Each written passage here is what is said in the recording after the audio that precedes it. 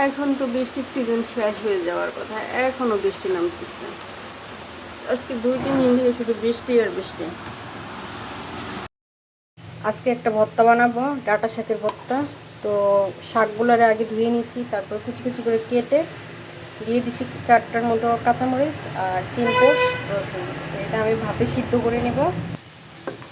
আর যতটুকু পানি থাকবে পানিটা সম্পূর্ণ টানায় ফেলবো, তারপরে পাটায় বেটে এটা ভর্তা করব। অনেকে লবণ চাইলে এখনও দিয়ে দিতে পারেন, কিন্তু আমি এখন দিব না, কারণ যখন পেঁয়াজ মিক্স করব তখন দিব লবণ। আর দিয়ে দিলাম ঢাকনা, যাতে এটা তাড়াতাড়ি সিদ্ধ হয়ে যায়। আর চুলার জাল একদম অল্প করে। এটা মোটামুটি সিদ্ধ হয়ে গেছে আর পানিও টেনে গেছে। আর 1 মিনিট নামাই নিব, নামাই পাটায় বেটে নেব।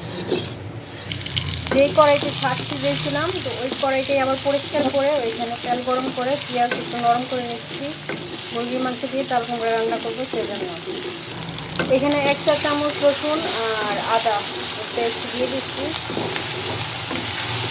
তো এটা কাঁচা গন্ধটা একটু চলে যাক, তখন এটা দিয়ে একটু কষা দেবো।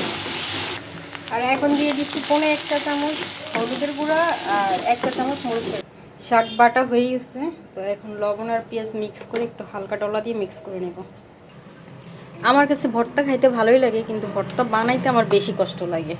এবার যখন চাঁদপুর হোটেলে ভাত খাইছিলাম না, ওইখানে ইলিশ মাছের লেজ ভর্তা ফেমাস, তো ওইটাও খাইছিলাম।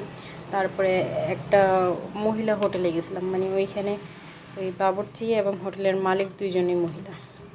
তো ওইখানে খাইছিলাম যে কচু পাতা দিয়ে একটা শুটকি ভর্তা বানাইছিল, ওই ভর্তাটা অনেক বেশি মজা লাগছিল।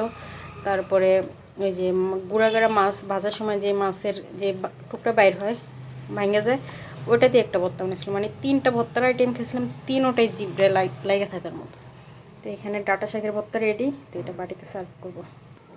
আর এখানে আধা চামচ পরিমাণ ভাত নিয়ে নিয়েছি, পাটায় বাটা ভর্তার সাথে ভাত, গরম ভাত খেতে ভালোই লাগে। সাথে আর একটু ভর্তা মিক্স করে নিলাম, তো এটা মাইখা এখন আমি খাই নিব।